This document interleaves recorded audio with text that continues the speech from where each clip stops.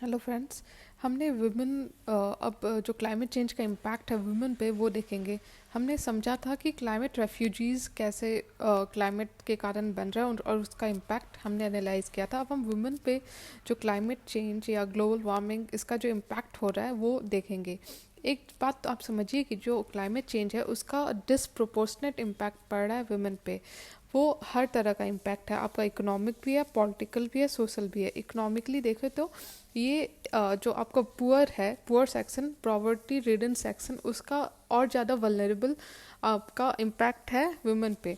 दूसरा कि ये देखा गया है कि सबसे ज़्यादा वुमेन ही है जो नेचुरल रिसोर्सेज पे डिपेंडेंट हैं और इसलिए इन पे इकोनॉमिकली बहुत बुरा असर पड़ रहा है। दूसरा पॉलिटिकली आप भी ये समझिए कि पॉलिटिकल इम्पैक्ट भी है क्लाइमेट चेंज का वुमेन पे। कैसे? तो एक तो उनको एक लिमिटेड एक्सेस मिल रहा है, कंट्रोल, लिमिटेड एक्सेस और कंट्रोल एनवायरमेंटल गुड्स पे। और दूसरा जो उन डिसीजन मेकिंग है या इन्वॉल्वमेंट है इन distribution of environmental management benefits, उसमें पार्टिसिपेशन भी उनको करने को नहीं मिलता। तो इकोनॉमिकली उनके पास रिसोर्स कम हो रहे हैं, पॉलिटिकली देखो तो वो डिसीजन मेकिंग में इन्वॉल्व नहीं है। ठीक है। और जो भी उनका कंट्रोल है एनवायरनमेंट पे वो भी कम होते जा रहा है ड्यू टू क्लाइमेट चेंज। तीसरा है सोशियो कल्चरल।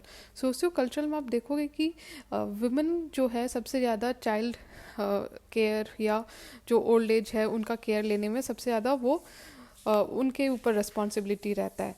तो ये जो नॉर्म है, ये जो रिस्पॉन्सिबिलिटी है, ये वुमेन को रोकता है फ्रॉम माइग्रेशन। ठीक है। तो वो जहाँ पे despite all the crisis due to climate change वो जगह चेंज नहीं कर पाती। दूसरा है कि उनकी रिस्पॉन्सिबिलिटी भी बढ़ रही है। अब जैसे कोविड का एग्जांपल ले लो, उसमें वुमेन पे ज़्यादा रिस्पॉन्सिबिलिटी या उनका उनका बर्डन इंक्रीज कर गया क्योंकि उनको वो घर में रहना है, वो काम पे नहीं जा सकती, एंड प्लस उनको सारा ख्याल भी रखना है, घर का काम भी करना है।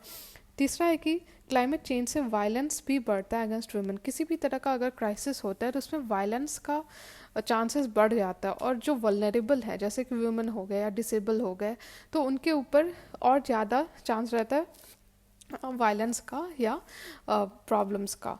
तो इस तरह से हमने समझा कि किस किस तरह से सोशली, इकोनॉमिकली, पॉलिटिकली वुमेन पे इम्पैक्ट करता है।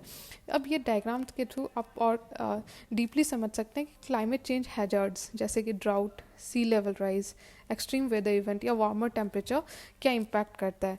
देखिए, पहले तो वाटर स्कार्सिटी, इन सब चीज़ों के कारण वाटर स्कार्सिटी होगा और जिसका सबसे ज़्यादा इम्पैक्ट अगेन वुमेन या बच्चों पर ही पड़ता है क्योंकि वुमेन को पानी चाहिए होता है किचन के लिए, साफ़ सफाई के लिए। फिर दूसरा जो है कि लाइवलीहुड भी, मतलब मैन को कई बार होता है कि due to this climate change कहीं और माइग्रेट करना पड़ता है और औरत घर पे रह जाती है और उसका बर्डन बढ़ जाता है। साथ में ड्राउट के कारण जो पेस्ट्रोलिस्ट जो माइग्रेशन पैटर्न है उससे फैमिली स्प्लिट होती है, हाउस होल्ड बर्डन बढ़ता है। तो यही इस डायग्राम में दिखाया गया है। और साथ में जो इनसिक्योरिटीज़ हैं वो मल्टीपल लेवल पे इंक्रीज़ करती है वुमेन के लिए भी। पहला हाउस होल्ड लेवल पे, दूसरा कम्युनिटी, तीसरा स्टेट, चौथा इंटरस्टेट एंड क्रॉस बॉर्डर।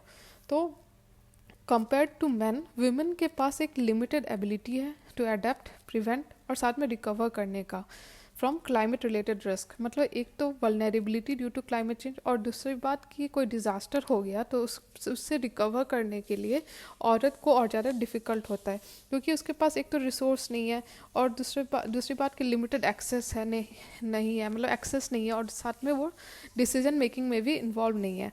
और साथ में जो वीक और जो गवर्नेंस, लिमिटेड गवर्नेंस है, उससे भी इम्पैक्ट करता है जेंडर के वल्नरेबिलिटी को। ठीक है। तो gender norms and power dynamics impacts women and men's exposure to physical hazard and capacity to cope with risk through differentiated. मतलब कि जो मेन और वुमेन का जो कैपेबिलिटी है टू हैंडल रिस्क ये अलग अलग होता है क्योंकि एक्सेस अलग होता है, यूज़ अलग होता है और कंट्रोल नेचुरल रिसोर्स पे अलग होता है दोनों का। दूसरी बात, मोबिलिटी और माइग्रेशन के बारे में भी तो हमने समझा कि किस तरह से वुमेन के लिए डिफ़िकल्ट होता है माइग्रेट करना। साथ में डिसीजन मेकिंग का भी समझा हमने कि वुमेन के पास पावर नहीं होता टू डिसाइड। मोस्टली ये मैन के पास होता है, पैट्रियार्क के पास होता है। और साथ में हाउस होल्ड या कम्युनिटी एक्सपेक्टेशन, मतलब जो बर्डन है वो बढ़ जाता है किसी भी क्राइसिस के बाद, वुमेन पे बर्डन बढ़ जाता है। तो इस तरह से हमने समझा कि कैसे जेंडर क्लाइमेट चेंज और सिक्योरिटी, ये तीनों लिंक्ड है। ठीक है, वे फॉरवर्ड में आप लिखोगे कि ज़रूरत है कि जो एक बहुत फ्लेक्सिबल फिनेंशियल मैकेनिज्म डिज़ाइन किया जाए जो कि वुमेन के नीड्स और प्रायोरिटीज़ को भी ध्यान दे। दूसरा कि इंकरेज करना एक्टिव पार्टिसिपेशन ऑफ वुमेन, चाहे वो फंडिंग हो या डिसीजन मेकिंग हो, दोनों में।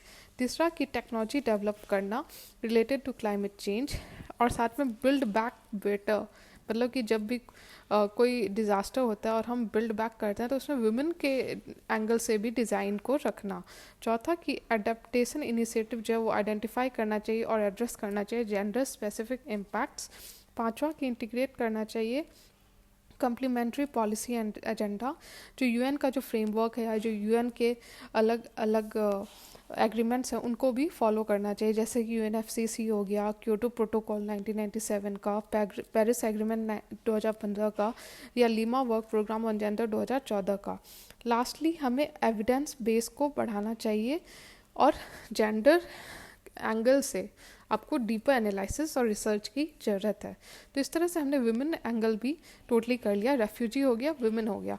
अब तीसरा हम जाएंगे चाइल्ड राइट्स पे नेक्स्ट वीडियो में। Thank you.